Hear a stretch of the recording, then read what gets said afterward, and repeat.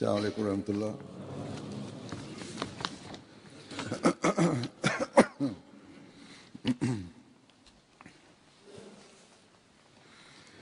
अशहदु अल्ला इलाहा इल्लल्लाह वहदहु ला शरीका लहू वअशहदु अन्ना मुहम्मदन अब्दुहु व रसूलुहु। अम्मा बादु फ़अऊज़ु बिल्लाहि मिनश शैतानिर रजीम। बिस्मिल्लाहिर रहमानिर रहीम। अल्हम्दुलिल्लाहि रब्बिल आलमीन अर्रहमानिर रहीम मालिकि यौमिद्दीन। इय्याका नअबुदु व इय्याका नस्तईन।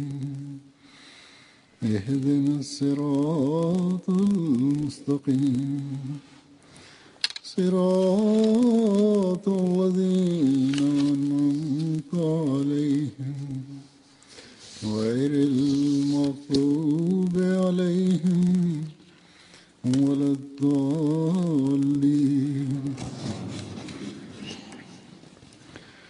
इज़ क़ालत इम्राअतु इम्रान रब्बि इन्नी नज़रतु लका मा फ़ी बत्नी मुहर्ररन फ़तक़ब्बल मिन्नी इन्नका अंतस समीउल अलीम। फ़लम्मा बलग़ माअहु साया क़ाल या बुनय्य इन्नी अरा फ़िल मनामि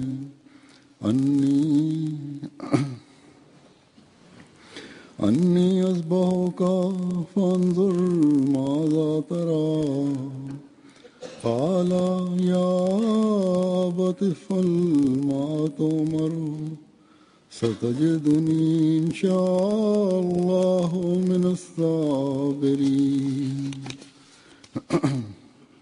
वलतकुम मिनकुम उम्मतुन यदऊना इलल खैरि वयअमुरून बिल मारूफ वयन्हौना अनिल मुनकर वउलाइका हुमुल मुफ्लिहून।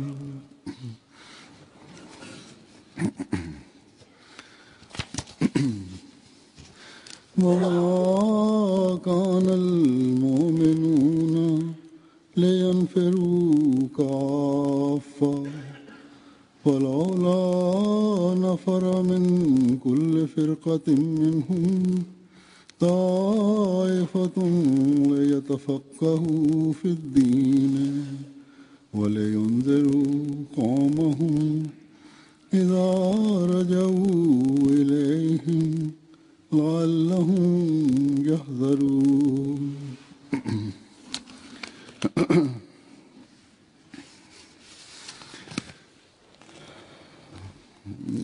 इन आयात का ये तर्जुमा है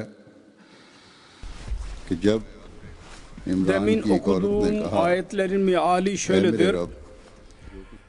Hani İmran ailesinden bir kadın dedi ki, ey benim Rabbim, benim rahminde her neyse ben onu dünyadan azat ederek sana sundum. Sen onu benden kabul et. Çünkü sen çok duaları kabul eden ve bilensin ya Rabbi. Sonra o kendisiyle birlikte koşuşma yaşına gelince ona dedi ki, benim sevgili oğlum, ben seni rüya görüyorum. Rüyamda seni kestiğimi görüyorum. Sen düşün, senin düşüncen nedir? O dedi ki, benim babam, sen yaptığını, emredildiğini yap. İnşallah Teala sen beni sabredenlerden görürsün. ve aranızdan bir cemaat olmalı. Onlar hayıra davet etsinler ve hayırı telkin etsinler ve kötülükten insanlar alıkoysunlar ve başarıya ulaşanlar da zaten bunlardır. Müminler için mümkün değil ki onların hepsi hep birlikte çıksınlar. Onun için neden olmuyor ki onlardan her taifeden bir taife çıksın ve din bilgisini edinsinler ve kendi kavmini uyarsınlar geri gelince ki belki onlar helaketten korunabilsinler. Bu ayetler Ali İmran suresinin Sure Tövbe'sinin ve Safat suresinin ayetleridir. Demin okuduğum ayetler. Bu ayetlerde annenin arzusu, anne babanın çocuklarını nasıl terbiye edecekleri, çocuklarının fedakarlık hislerini uyandırmak ve onun için hazırlamak, hayatını vakf etmek ve onun görevleri ve bunun yapmanın gayesi nedir? Bunlar beyan edilmiştir bu ayet-i kerimelerde. İlk ayet Ali İmran suresindendir. 36. ayettir. Ali İmran suresinin. Burada bir annenin çocuğuna din için vakf etme arzusu beyan edilmiştir bu ayette. Ve dua edilmiştir. Allah-u Teala onu kabul etsin.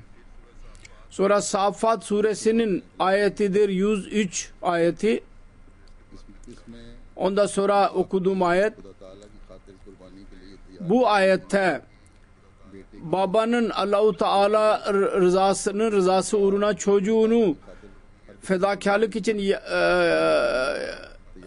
fedakarlık yapsın diye onu hazırlaması ve oğlunun da her çeşit fedakarlık yapmak için hazır olması beyan edilmiştir. Babasının tabiatinde oğlunun rızası ile birleştirmiştir. Ve oğlu dedi ki ey benim babam, sen her çeşit fedakarlık yapmak konusunda beni daima amade görürsün ve hazır görmeyeceksin. Yalnız aksine sabrın en güzel örneklerini ileri süren göreceksin beni. Sonra Ali İmran suresinin 105. ayetini okudum. Bu ayette hayırları yaymak ve yaymaya devam etmek ve kötülüklerden alıkoymak böyle bir taifeden bahsedilmiştir. Çünkü bunlardır Allah-u Teala'nın rızasına sebep olan ve insanı başarıya ulaştıran. Sonra Tevbe suresinin ayeti kerimesidir. Sonunda okudum 122. ayet. Bunda Allah-u Teala dedi ki hayır ve kötülüğün tanımı için dini öğrenmek gereklidir. Ve din nedir? İslam şeriatidir. Kur'an-ı Kerim'dir. Çünkü Allah-u Teala buyurmuştur ki وَرَزِيتُ لَكُمُ الْإِسْلَامَ دِينًا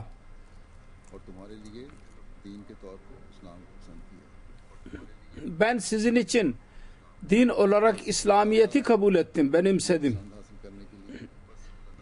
Kısacası Yüce Rabbimizin rızasını elde etmek için Kur'an-ı Kerim'i anlamamız gereklidir ve bütün bunu yapmamızın gayesi nedir? O beyan edildi ki siz dünyayı helaketten koruyan olabilirsiniz. Kısacası bu konudur ki bunun hakkını vermek üzere bu zamanda Yüce Allah Mesih Maud Aleyhisselatü Vesselam vasıtasıyla Ahmediye cemaatini ortaya koydu.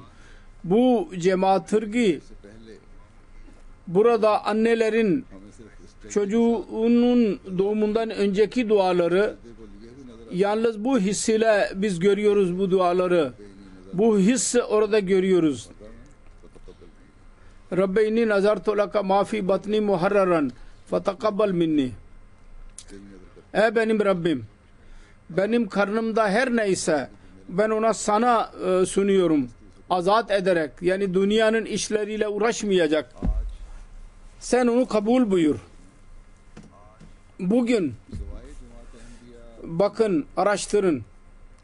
कोई इस जज्बे से Ahmediye cemaatinin anneleri dışında hiçbir insan bu his ile çocuğun doğumundan önce kendi çocuğunu Allah-u Teala'nın yolunda feda etmek için sunmanın duasını yapmıyor. Hiçbir kadın, hiçbir anne. Bugün Ahmedi bir anne dışında biz göremeyiz. Bu hisse sahip olan. ये चाहे वो ये माएँ जो हैं सिर्फ और सिर्फ अहमदी माओं में नजर आए जो चाहे Pakistan İster bu anneler, bu gibi anneleri yalnız Ahmedilerde görürsünüz. İster Pakistanlı olsun, ister Hindistanlı olsunlar, yahut da Asya'nın herhangi bir ülkesinden olsunlar, yahut Afrika'dan olsunlar, Avrupa'dan olsunlar, yahut Amerika'dan olsunlar, Avustralya'dan olsunlar, yahut adacıklarda yaşayan olsunlar. Onlar bu önemli bir gaye için halifeye kendi çocuklarını sunuyorlar ve ondan sonra Allah-u Teala'dan dua ediyorlar. Ya Rabbi, bizim bu fedakarlığımızı kabul et, bu vakfımızı kabul et. Bu dua eden bütün dünyada yalnız ve yalnız Ahmedi kadınlardır. उनको ये फिक्र होती है Yalnız onu görebiliriz. Onların üzüntüsü şu olur: halife bizim ricamızı reddetmesin. Ve bu durum कहीं और पैदा हो भी नहीं सकता başka hiçbir yerde zaten bu his zaten mümkün değil bir yerde olsun. Çünkü hilafete bağlı kalan हाँ हजरत yalnız bu bir tek cemaattir ki Allah-u Teala bunu फरमाया Hazreti Resulullah sallallahu aleyhi ve sellem'in gerçek aşığı, hizmetçisi vasıtasıyla yerine getirmiştir. Ortaya çıkarmıştır.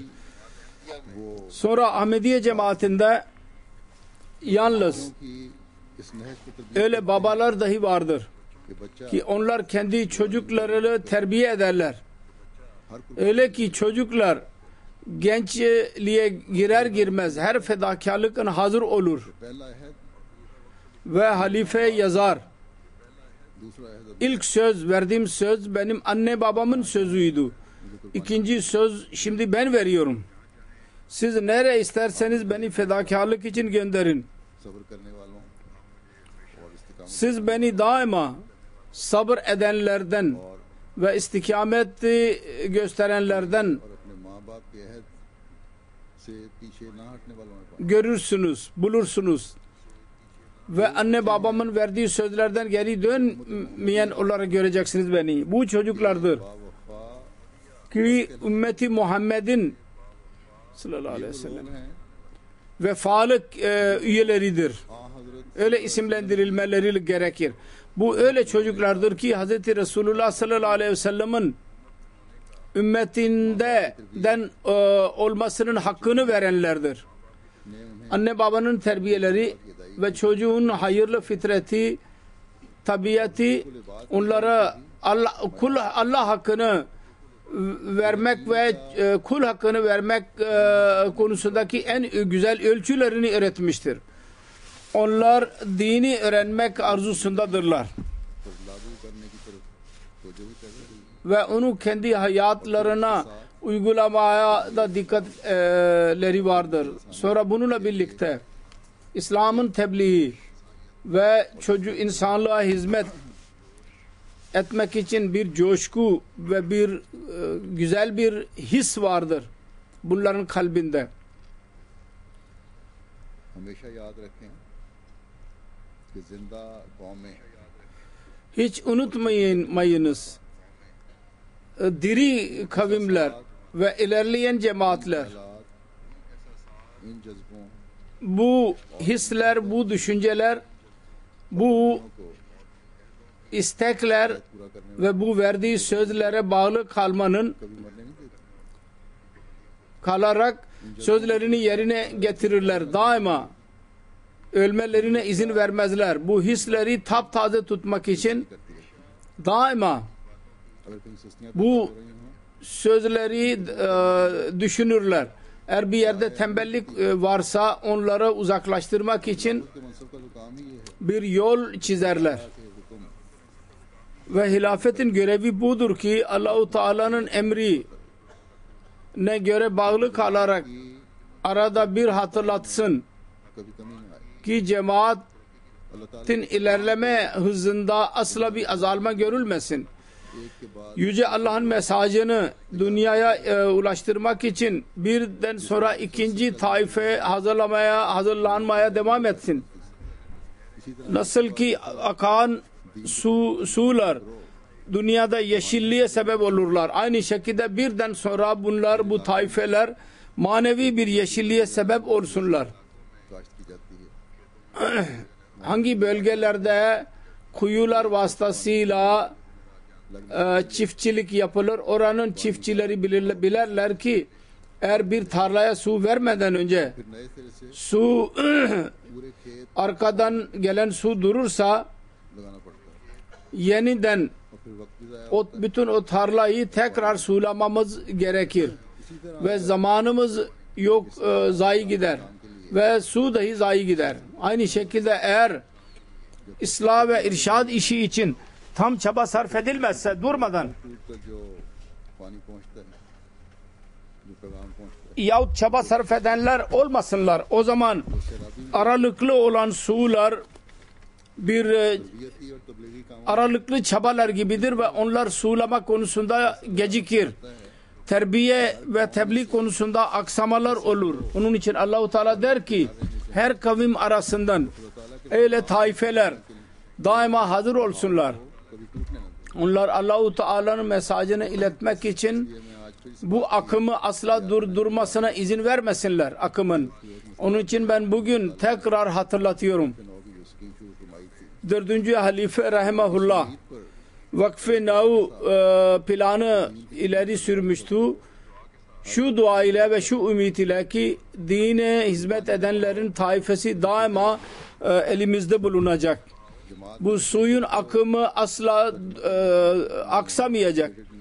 Cemaatin literatürünü tercüme etmek तबलीग और तरबियत के काम edenler dahi cemaatin eline geçecekler. तादाद में मुहैया Tebliğ ve terbiye işini dahi yapanlar और निज़ाम जमात के चलाने büyük sayıda bulunacaklar. वाकफीन Ve cemaat nizamını बस इस बात को हमें çalıştırmak için dahi vakfın o çocukları bulunacak. Onun için bunu daima gözlerimizin önünde bulundurmamız gerekir. Anne babalar अपने फ़र्ज से kendi çocuklarını sündükten sonra बेशक kendi farzlarından kurtulmaları lazım. काबिल तारीफ Tabii ki çocukları vakfı o हर साल olarak ileri sürmek hissi methedilmeye değerdir. Her sene binlerce çocuk दरखास्तों vakfı o olarak माँ और बाप ricalar gelirler. Fakat bu ricalarda bulunduktan sonra anne babanın बच्चों को her ikisinin sorumlulukları daha da çoğalmış olur. Bu çocukları को हलाकत bu özel gaye için hazırlamaları सबसे पहले gerekir ki dünyayı helaketten korusun bu. Onun için önce hazırlık वक्त एक anne babalar hazırlık yapmaları, anne babaların hazırlık yapmaları gerekir. ताला से Çocuklarını ileri sürdükten sonra kendi örneklerini göstererek Allah-u Teala ile birleştirmeleri lazım. Çocuklarına cemaat nizamının önemi ve onun için her çeşit fedakarlık için hazır olması konusunda çocukluğundan beri öyle terbiye etmeleri lazım ki होश की उम्र में आकर başka bir düşünce zihinlerinde bulunmasın. Yetişkin çağa gelince çocuklar vakfı o çocukları ve cemaat programlarına katılırlarsa onların beyinlerinde kesinlikle yerleşmiş olsun ki biz yalnız din için kendimizi ileri sürmeliyiz. तुम्हारे Bunu bilsinler. तुम्हारी Onların beyinlerine şu koyun en fazla दीन ki sizin hayatınızın gayesi के दिमागों में dine hizmet etmektir. Vakfın o çocuklarının zihinlerine bunu yerleştirmeye çalışın. Ve dinin talimatı için cemaatin वाकई में kurumları vardır, ona gitmeleri lazım. Cami Ahmediye gidenlerin sayısı çok fazla olmalı. Vakfın o çocukları. Fakat elimdeki sayılara göre yalnız Pakistan dışında bütün ülkelerde bu sayı çok azdır. Pakistan'da Allah-u Teala'nın lütfuyla şimdi 33 vakfı nau Cami Ahmediye pढ़ 1033 vakfı o Cami Ahmediye'de tahsil görüyorlar. Ve Hindistan'da ki sayı 93'tür. Belki bunda hata olabilir. Vakfı o buna bakmalı. Bundan daha fazla olmalı. Eğer bunda bir hata varsa Hindistan'ın bu şubesi söylesinler ki onların Cami Ahmediye'de vakfı no'lar arasında ne kadar öğrenci vardır. Almanya'da 70 vakfı no çocuklarıdır bu. Şimdi 80'den fazla olmuştur. Aynı şekilde Avrupa'nın değişik ülkelerinden çocukları onların içindedir. Yalnız Almanya'dan değil. Kanada'nın Cami Ahmediye'de 55 vardır. Şimdi belki çoğalmış olabilir bu sayı. Bunda Amerika'nın çocukları dahi vardır. İngiltere'nin camiasında geçen rapora göre 120 idi. Şimdi belki biraz çoğalmış olabilirler. 10, 15, 20. Burada ve Avrupa'nın diğer ülkelerinden çocuklar gelirler. Gana'da 12'dir. Belki onların yeni camiadaki şahit için girenlerin sayısını vermişlerdir. Aynı şekilde Bangladeş'te 23 ve bütün bu sayı şimdiye kadar bildiğimiz 1400'dür. Halbuki vakfın o çocukların sayısı hemen hemen yalnız erkeklerin 28 bine yaklaşmıştır. Bizim önümüzde bütün dünya bir saha gibidir. Asya, Afrika, Avrupa, Amerika, Avustralya, adacıklar, her yere gitmeliyiz.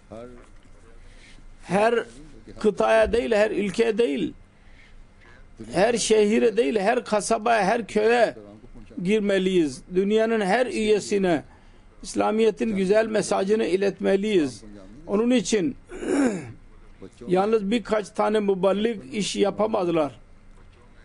Çocuklar arasında vakfe no olmak çocukluğunda onların bir sevgisi olur. Onu çocuk iken çok hissediyorlar. Ancak bu Avrupalı toplumunda anne babaların dikkatleri olmadıktan dolayı maddi talimattan etkilendiklerinden dolayı yahut dostların meclislerinde oturmalarından dolayı camiye yerine başka konuları okumaya dikkatleri fazla olur.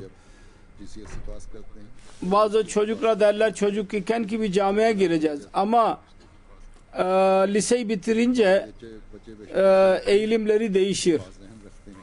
Bazı çocuklar tabii öyle olurlar ki özel zihne sahip olan onların eğilimlerine çocukluğundan fazla onları öğrenebiliriz.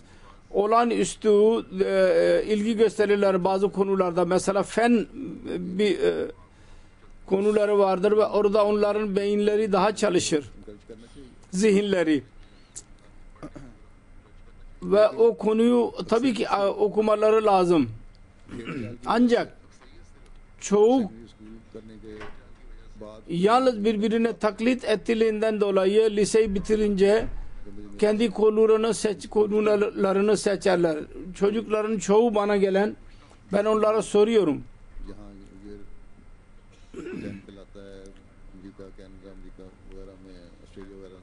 10. sınıf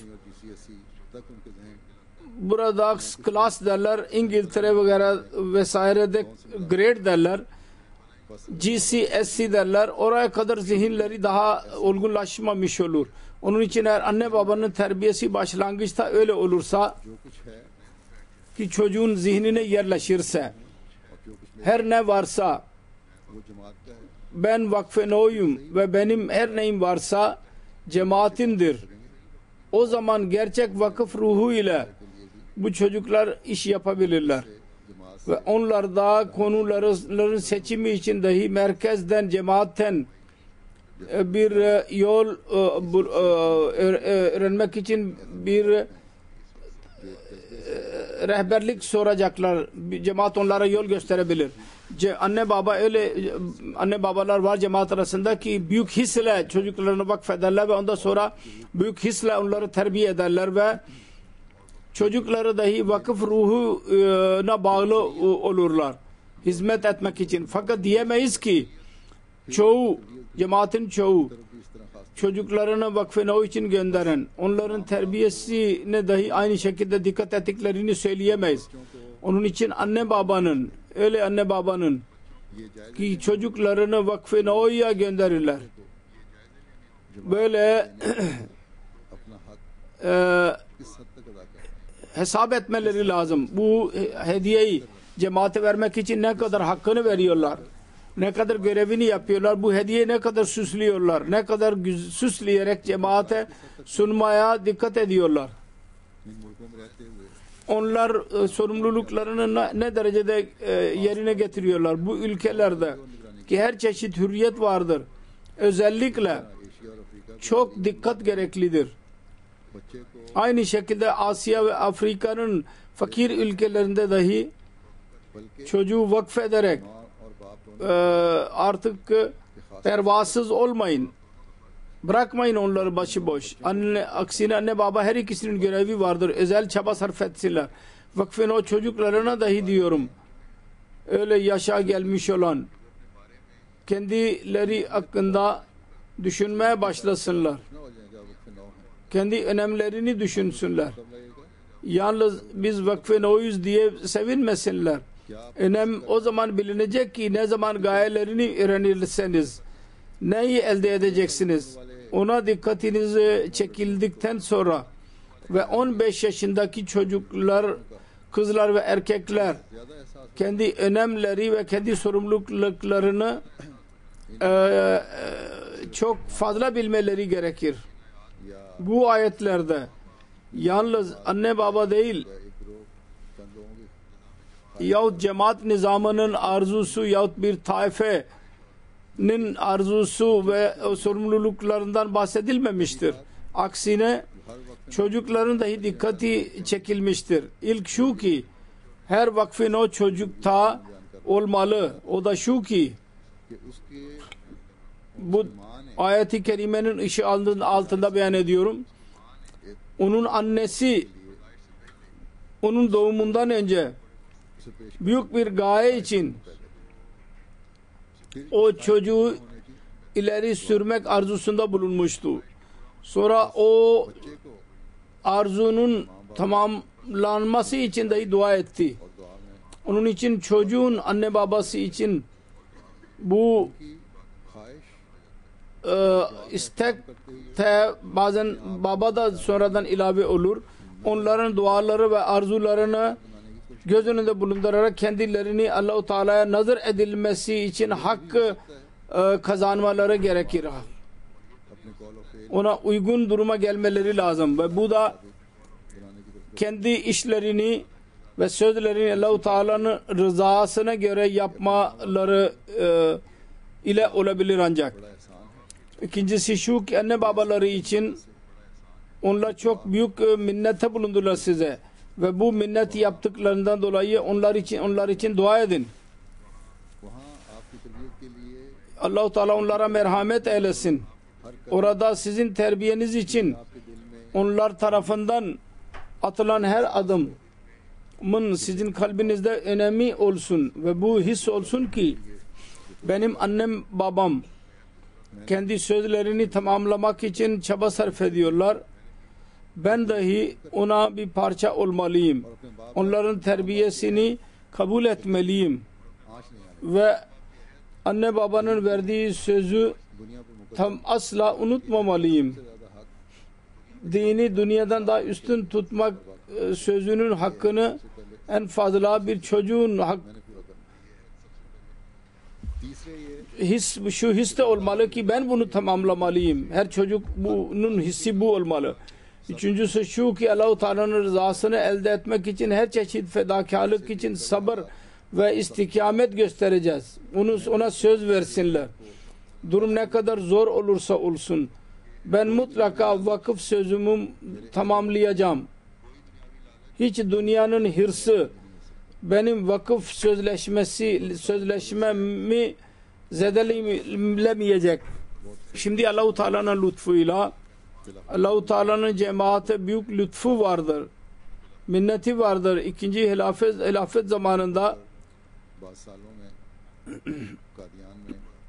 bazı durumlarda, bazı yıllarda Kadiyan'da öyle durumda hiç söz konusu oldu. O kadar para darlığı vardı ki cemaatin görevlilerine bazen aylarca maaşları dahi verilemezdi. Aynı şekilde başlangıçta hicretten sonra Rabbat'a dahi bu durum devam etti bir müddet.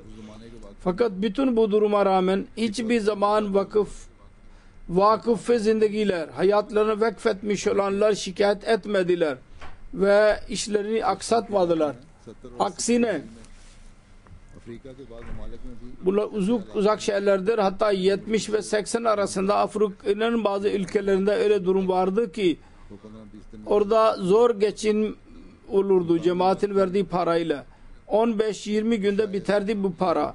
Yerel vakıflar belki bir defa yemek yiyebiliyorlardı eline geçen maaşlarından dolayı. Ancak onlar dahi vakıf sözleşmesine daima bağlı kaldılar ve tebliğ görevini asla aksatmadılar. Dördüncüsü şu ki kendiniz için öyle insanlara katmak için his uyandırmak ki onlara hayırı yayan ve kötülüklerden alıkoyanlardır. Güzel ahlak göstermek, güzelin en güzel örnekler ileri sürülecek, hayırlar yapılacak, kötülüklerden bunlar alıkoyacaklar. O zaman bu gibi örneklerlere insanların dikkati kendiliğinden çekilecek. İnsanlar görecekler mutlaka sizi ve o zaman sizin fırsatınız olacak güzel iş yapmaya.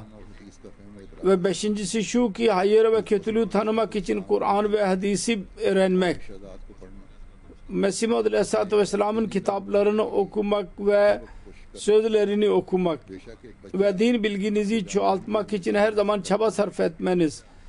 Şüphesiz bir çocuk Cami Ahmediye'de tahsil gören, orada din bilgisi verilir kendisine. Ancak oradan geçtikten sonra, mezun olduktan sonra düşünmemeliyiz ki ben sona erdim. Bilgim artık sona erdi. Aksine ilminizi daima çoğaltmaya devam edin. Bir defa dini öğrenmek yalnız faydalı olabilir ama tabii ki yeni bilgide tabii ki ona ilave edilmeyecektir. Taze su ilave edilinceye kadar. Aynı şekilde Cami Ahmediye'de tahsil görmeyenler dahi okumalıdırlar. Yalnız vakfın o çocuklar din bilgisine sahip olsunlar ve diğerler olmasınlar demek değil. Ne kadar literatür varsa onu okumaya dikkat etmeniz lazım. Kur'an-ı Kerim'in mealini ve tefsirini okuyunuz. Mesih Muhammed Aleyhisselatü Vesselam'ın kitapları ne kadar onların dilinde varsa hepsini okumalısınız. Altıncısı Allah-u Teala'nın emrettiği ve bir vakfın onun dikkat etmesi gereken şey fiili olarak tebliğ sahasına atılmaktır. Şimdi bazı vakfat-ı nev şikayet ederler. Bizim için camia yoktur.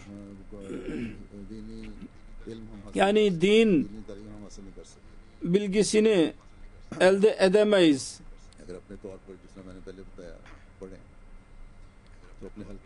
Eğer kendileri ben söylediğim gibi okurlarsa kendi bölgelerinde onların kendi dairesinde tebliğe dikkatleri çekilecek, fırsat dahi görecekler ve onun için tebliğe dikkat ederlerse daha fazla hazırlığa dikkatleri çekilecek ve böylece din bilgisini çoğaltmak için kendiliğinden dikkatleri çekilecek. Onun için tebliğ saati her bir insan için açıktır. कूदने की जरूरत है। Ve bunda her vakfin o बढ़ चढ़ कर हर kendiliğinden atılmalı. हिस्सा लेना चाहिए और ये भी सोच कर हिस्सा Ve लेना चाहिए कि her vakfin o buna katılmalı. Ve şunu düşünerek atılmalı, girmeli bu işe. Ben rahat durmayacağım. के झंडे तले नहीं आ जाओ और ये एहसास और जो Bütün dünya insanlarına Resulullah'ın bayrağı altında toplanmadıkça ve bu his vardır ki bunu çoğaltmalıyız ve dinimize bu dikkatimizi çekecek bu his. चाहिए वक्त में Yedincisi şu ki her vakıf उस ग्रोह में özellikle şunu bilmeli. दुनिया को हलाकत से बचाना Öyle taifeye girdiler ki onlar dünyayı helaketten koruyacaklar. Eğer sizde bilgi varsa, से बचाने का fırsatınız dahi varsa, eğer dünya insanları helaketten korumak için tam his yoksa, insanlığı helak olmaktan korumanın sancısı yok da kalbinizde, o zaman büyük bir sancı ile edilen çaba edilemez. बस अल्लाह ताला के पैगाम को पहुंचाने के लिए Ve belki bereket dahi bulunamaz aynı şekilde. Onun için Allah-u Teala'nın mesajını iletmek için her sancı duyan kalbin kendi çabalarıyla birlikte dua etmesi gerekir. मकसद में Ve bu sancıdan çıkmış olan dualardır ki bizim kendi gayemizde ve başarıya ulaştıracak inşallah. कि हमारी दुआओं का दायरा सिर्फ अपने तक महदूद ना हो Onun için her birimizin bilmemiz lazım. Bizim dualarımızın dairesi yalnız kendimize kadar olmasın. Aksine ताकि कोई इंसान her tarafa gittiğini görelim bu duaların. Ki hiçbir insan bu feyizden mahrum olmasın. वैसे भी याद रखना Yüce Allah'ın bize verdiği bu feyizden her insan istifade edebilsin. ऐसी दुआओं Bizim gayelerimizi elde etmek dua olmadan olamaz. Öyle dualar ki tam his ile ve sevgi ile dolu olsun. Bu olmadan olamaz. और ये सोच Onun için bu sözler की वक्फ नौ को और वक्फ जिंदगी को ve bu düşüncedir ki gerçek vakfın o ve hayatını vakfetmiş olan vakfe zindaginin olmalı. Bu olmadan başarıyı beklemek abestir. Bu olmadan वक्फ नौ और वक्फ जिंदगी का टाइटल है yalnız vakfın o ऐसे वक्फ ve vakfe zindaginin bir इससे ज्यादा कुछ नहीं इसके isim vardır ki bu isim takmışlardır. Yoksa bundan fazla bunun bir faydası yoktur. ना उन माँ बाप का मकसद Bir levha gibi. अपने बच्चों Yalnız bir levha asmak gayemiz değil. Ne anne babanın gayesiydi. को मैं बयान कर Ki çocuklarını bu fedakarlık için ileri süren anneler. Onun için daha önce de beyan ettiğim gibi anne babalar için dahi ve vakfı no çocuklar için dahi bu gereklidir ki kendi sorumluluklarını yerine getirsinler. Tekrar buna dikkatinizi çekmek istiyorum. Ki dünyada और ये dini yaymak için din bilgisi gerekli ve bu bilgi en fazla जिसका मकसद ही yalnız Cami Ahmadiye'den bulunabilir. Ki bunun gayesi din bilgisini दिया में öğretmek bunun gayesidir ve bu kurum Cami Ahmadiye'da Cami Ahmadiye ismiyle tanınır. मैंने बताया Bugün Allah-u Teala'nın lütfuyla Pakistan या Kadian söylediğim gibi camiat yalnız Pakistan ve Kadiyan'da değil, yalnız oraya kadar sınırlı değil, aksine में पता लगता जर्मनी में भी İngiltere'de dahi vardır. Ben onun sayılarını söyledim. Almanya'da dahi vardır, Endonezya'da dahi vardır, Kanada dahi vardır ve Gana'da dahi vardır. Söylediğim gibi şahit yapmak için yeni camia açılmıştır. Eskiden orada camia vardı. Yalnız muallimler hazırlanırdı. Orada 3 yıllık bir dersleri olurdu. Bu şimdi Cami Ahmadiye şahit muballiklerini hazırlayacak. Bütün Afrika'nın cemaati için şimdilik. तबलीग का Aynı şekilde Bengaldeş'te dahi Cami Ahmadiye vardır. Tebliğ görevi çok geniştir. Tebliğ işi. Ve bu tam terbiyet görmüş olan muballikler इसलिए वाकफी ने 9 को vasıtasıyla olabilir. ज़्यादा से ज़्यादा Güzel bir şekilde. Onun için Vakfı Nev çocukları Vakfı Nev आना चाहिए। yün en fazla sayısı Cami Ahmediye'ye girmeleri lazım. कि हर इलाके में İleri sürdüğüm sayılardan her ülkede, her bölgede मुस्तकबिल करीब क्या söylediğim gibi हर जगह मुबल्लिग gelecek जब तक yakın gelecekte biz murabbi gönderemeyiz ve bu नहीं होंगे biz इनकलाबी तो tam या इनकलाबी olarak muballigler olmayacaklar. İnkılap yaratmak, inkılaba dayalı bir değişiklik program ve yapmak zordur. आई हैं। Şu anda dünyadan ये 2012 तक की शेड्यूल bize gelen raporlardan इसके मुताबिक 2012'ye kadarki raporlardır. 9 की तादाद Aralık 12 15 yaşındaki çocuk erkek ve çocukların sayısı 25 bindir. Bunlar arasından erkekler 1600-900 küsürdür. 16.900 ve Pakistan'daki vakfın o çocukları 10.000 küsürdür. Pakistan'dan sonra en fazla Almanya'da vakfın o çocuklar vardır. 1800 küsür çocuk ve 1100 kız. Sonra Hindistan'da bine yakın erkek ve 800'e yakın kızlar. Ama Cami Ahmediye gelenlerin sayısı hem Almanya'da ve hem İngiltere'de çok azdır. Her iki camiada Avrupa'nın değişik ülkelerinden dahi öğrenciler gelirler ve böylece bu sayı azalır. Aynı şekilde Amerika ve camiadaki öğrencilerde orada da sayılar azdır. Cemaatler murabbi isterler bizden. Muballikler isterler.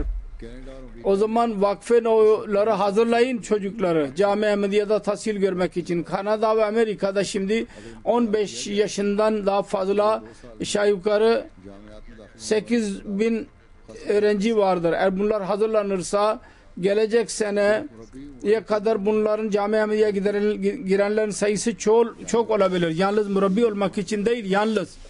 Aksine camiada tahsil gördükten sonra, din bilgisine sahip olduktan sonra Mesih Maud Aleyhisselatü Vesselam'ın kitaplarını tercüme etmek için dahi bu tercümeleri dahi edilebilir. Değişik dillerde camiada onlara tahsil gördükten sonra ihtisas dahi yaptırılabilir. Sonra camiye gelmeyenler dahi dil öğrenmeye dikkat etsinler ve dil öğrenenler en az 4. halife de beyan etmişti ve gereklidir. 3 dil mutlaka bilmeleri. Birisi kendi ana dilleri, ikincisi Urdu, üçüncüsü Arapça. Arapça mutlaka öğreneceksiniz. Kur'an okumalısınız. Kur'an-ı Kerim'in tefsirlerini ve diğer literatürü ve tercüme ederken Arapça bilmezseniz tam olarak tercüme yapamazsınız Kur'an-ı Kerim'i. Ve Urduca öğrenmek tabi gereklidir ki Mesih Maud Aleyhisselatü Vesselam'ın kitapları ile dini öğrenmeniz mümkün gerçek olarak. Çünkü Mesih Maud Aleyhisselatü Vesselam'ın tefsirleri, yazıları bir sermayedir, bir hazinedir. Dünyada bir inkılap yaratabilen, gerçek İslamiyet'in talimatını insanlara öğretebilen, gerçek Kur'an-ı Kerim'in tefsirini insanlara öğretebilen. Onun için Urduca öğrenmeden dahi bu dillerde maharet, uzmanlık olamaz. Bir zaman vardı ki cemaat içinde tercüme için çok zor durumdaydı cemaat. Şimdi dahi zor durumdayız biraz ama şimdi bir derece değişik ülkelerin camialarındaki çocukların vasıtasıyla bu zorluk azalmaya devam etmiştir yahut buna dikkat edilmektedir. Cami Ahmediye'nin makalelerinde, tezlerinde Urduca'ya tercümeleri yaptırılır. Mesih Maud Aleyhisselatü Vesselam'ın kitapları, 2. halifenin bazı kitapları, Müslim Mevud radıyallahu anh'ın tercümeleri yapılmıştır.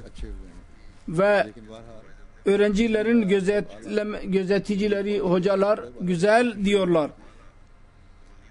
Eğer en güzel değil ise daha sonra parlatılabilir bu tercüme, daha güzel hale getirilebilir.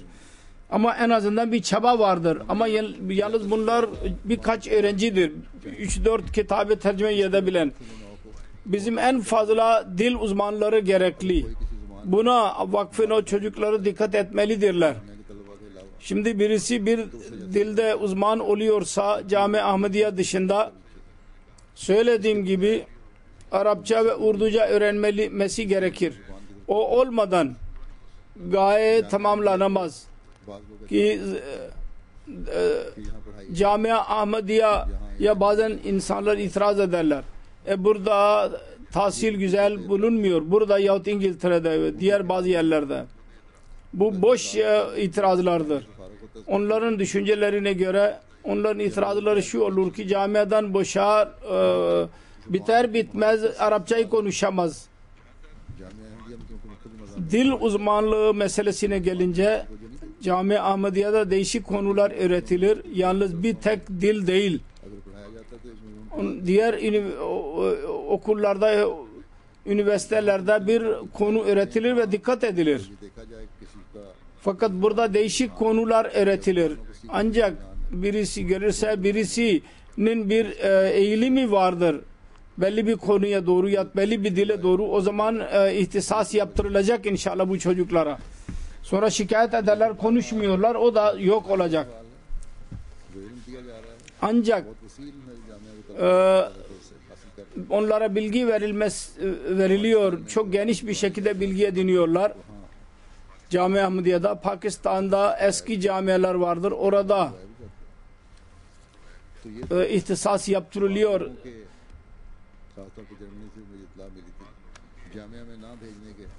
Mutahassıslar ortaya çıkarılıyor. Bu değişik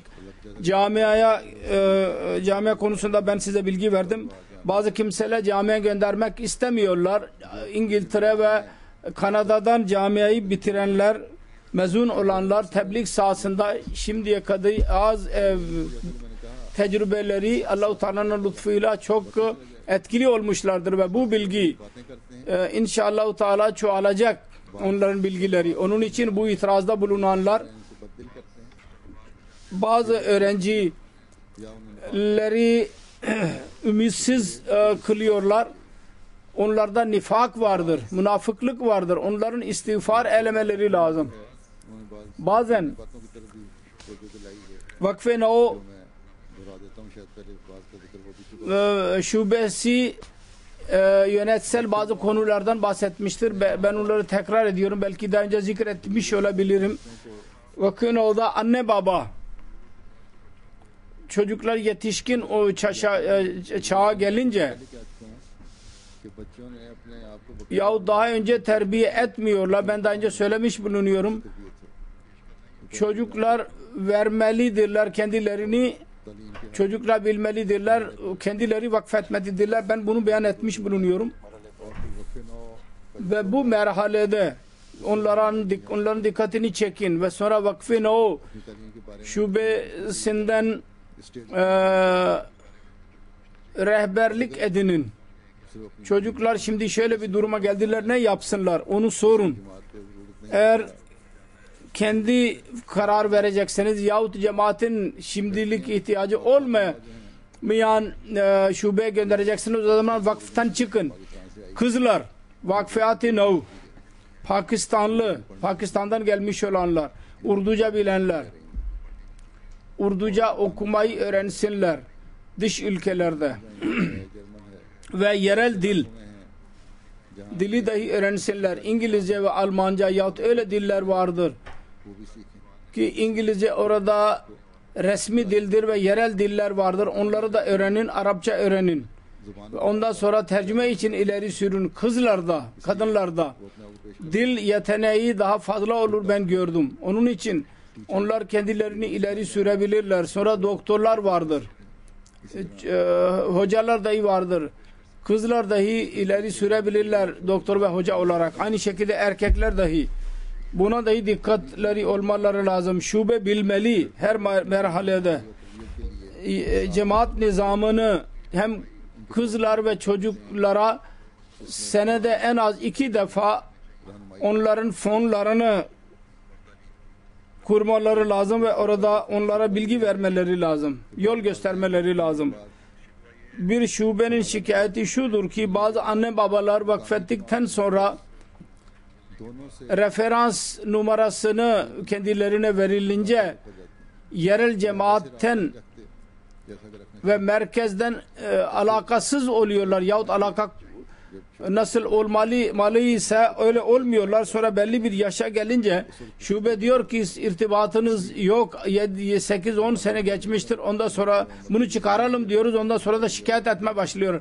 Onun için referans vermenin anlamı şudur ki şimdi artık bu vakfın o oldu. Hayır, tam irtibat जैसे कि büro ile कायम रखना जरूरी है। ve vakfın o sekreteriyle de olmalı. साथ है वफ़ात नौ का मुझे Sonra वफ़ात नौ और वफ़ात नौ का vakfat-ı No'nun अब 21 साल तक के लड़कों लड़कियों का निकाह करें nisab vardır, yani ne okutulacak kendilerine. 20 तैयार करनी चाहिए। onu da okumaları lazım ve tam olarak hazırlanmaları lazım eğer sınav varsa. Quran करीम की Ve ondan daha üstün olanlar kızlar ve erkekler तफसीर Kur'an-ı Kerim'in tefsirini में Urduca bilenler, İngilizce bilenler, हज़रत मुस्लिम İngilizce yahut Urdu dilinde 5 cilt tefsir vardır. Onu okusunlar. Mesih Muhammed Aleyhisselatü Vesselam'ın kitapları tercüme edilmiştir dillerde. Onları okusunlar değişik dillerde. अपना इल्म बढ़ाते Hutbeler vardır ve onları dinlesinler. उसकी रिपोर्ट दी Kendi bilgilerini çoğaltsınlar. Bu onlar için gereklidir ve ondan sonra da rapor göndersinler. फाल नहीं Vakfın o sekreterleri dahi bazı yerlerde faal değildir. Yalnız büroda duruyorlar.